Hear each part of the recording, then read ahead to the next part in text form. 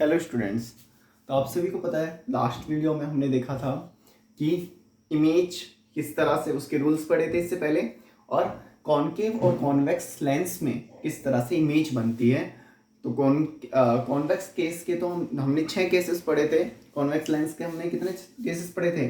6। और कॉनकेव के हमने 2 केसेस पढ़े थे कि किस तरह से इमेज फॉर्मेशन होता है। अब बेटा हम बात करते हैं लेंस फॉर्मूला की कि कॉनकेव कॉन्वेक्स लेंस में किस तरह से लेंस फॉर्मूला काम आता है। मान लीजिए हमने इमेज कहीं रखी है और हमें उसकी सारी चीज़ें पता है, फोकस डिस्टेंस वगैरह, फोकल लेंथ वगैरह, तो हम उसकी ऑब्जेक्ट की डिस्टेंस निकाल सकते हैं। भी ऑब्जेक्ट डिस्टेंस पता है तो हम इमेज बता सकते हैं कहाँ बनेगी।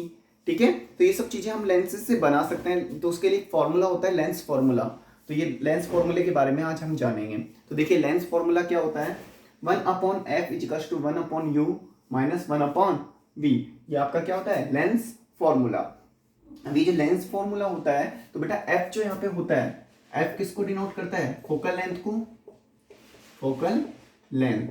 ठीक है, ये फॉर्मूला है। जैसे आपका एक मैथ में फॉर्मूला होता है, जैसे हम बात करें पेरीमीटर ऑफ दी स्क्वायर, तो आप कहते हैं 4 मल्टीप्लाई साइड। इसी तरह से लेंस का फॉर्मूला हो गया 1/f, f is equal to 1/v minus 1/u। इसी तरह से आपको पता है जब हम मिरर का फॉर्मूला बनाते हैं तो मिरर के फॉर्मूले में यहाँ पे पॉजिटिव होता है ना। चलो फोकस f के बारे में आपको पता चल गया कि ये क्या है?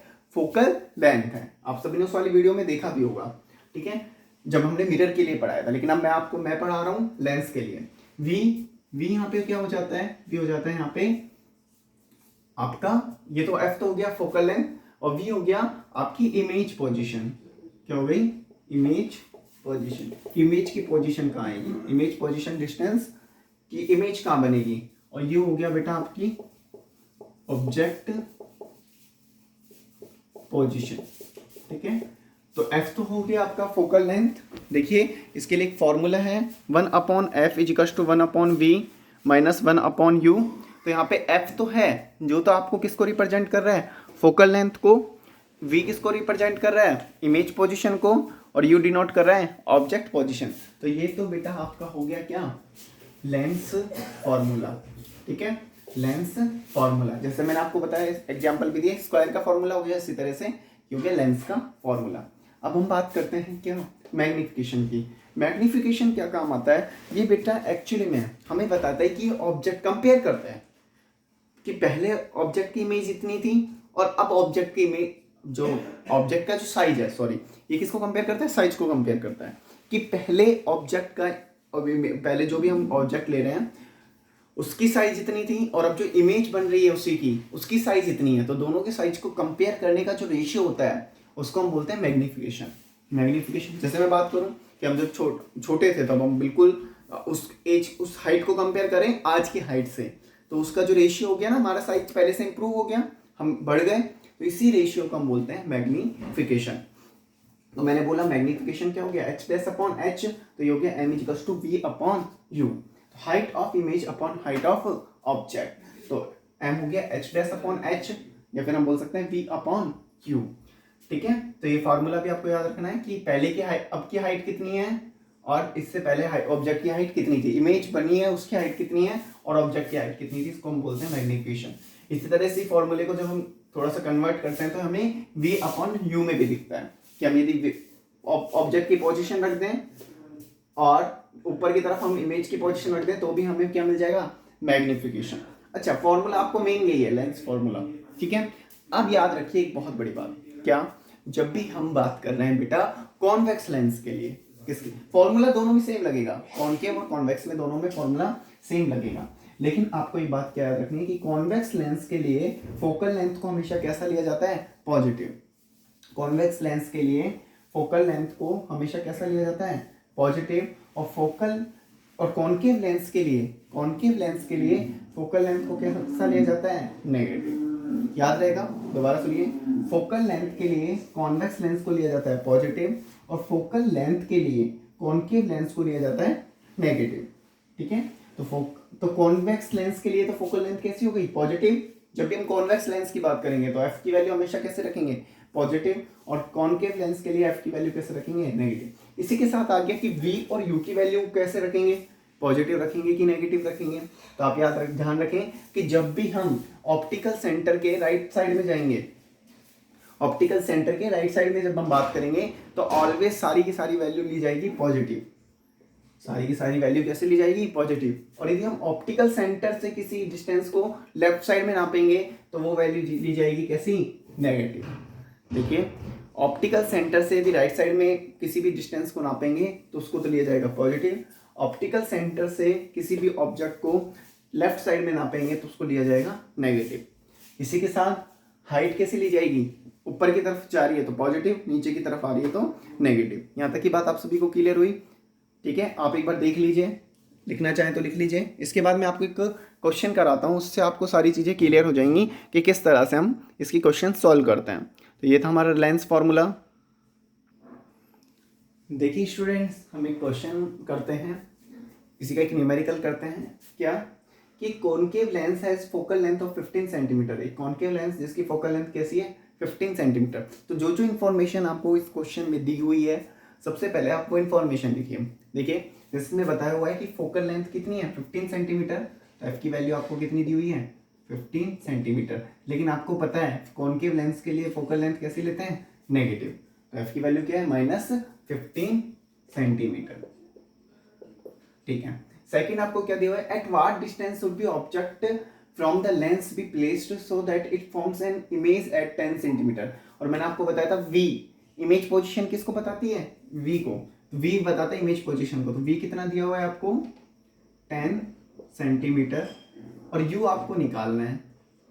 देखिए at what distance should be object placed, तो ऑब्जेक्ट की डिस्टेंस किसको से लिखते हैं, यू से। तो आपको देखो तीनों चीजें एक चीज नहीं पता और दो चीजें पता है, तो हम इजीली लेंस फॉर्मूला से इसका आंसर निकाल सकते हैं। आप सभी को लेंस फॉर्मूला बहुत अच्छे से पता है। क्या होता है स्टूडेंट्स, 1/f = 1/v - 1/u, यही होता है स्टूडेंट्स। आप सभी ने पढ़ लिया। अब मुझे क्या निकालना है, 1/u को निकालना, u की वैल्यू निकालनी है। तो मैं u वाली टर्म्स को एक तरफ ले आता हूँ, ठीक है। सबसे पहले इसमें फॉर्मूला वैल्यूज रख देते हैं। तो 1/15 -15 हो जाएगा, ठीक है, = 1/10 - 1/u। ये माइनस ऊपर ही चला जाएगा एक तरीके से, ठीक है। अब मेरे को u निकालना है, तो मैं u वाली टर्म को एक तरफ ले आता हूँ। तो 1/u, इधर नेगेटिव है तो इधर आके पॉजिटिव हो जाएगी। ये हो गया 1/10 + 1/15। यस स्टूडेंट्स, 1/10 = 1/15, ठीक है। यहाँ तक किसी को कोई दिक्कत नहीं है। अच्छा एक बात आप इसको इसी में ध्यान रखनी है, जो कॉनकेव लेंस होता है उसमें हर एक इमेज कैसी बनती है, इस साइड में बनती है, नेगेटिव साइड में। हर एक इमेज कहाँ पे बनती है, नेगेटिव इस तरफ बनती है लेंस के। अच्छा मैंने आपको दो रूल्स पढ़ाए हैं कॉनकेव लेंस के, और आपने देखा था कॉनकेव लेंस के लिए हर बार जो इमेज बनती है वो किस तरफ बनती है, लेफ्ट हैंड साइड में बनती है, इस तरफ बनती है इमेज।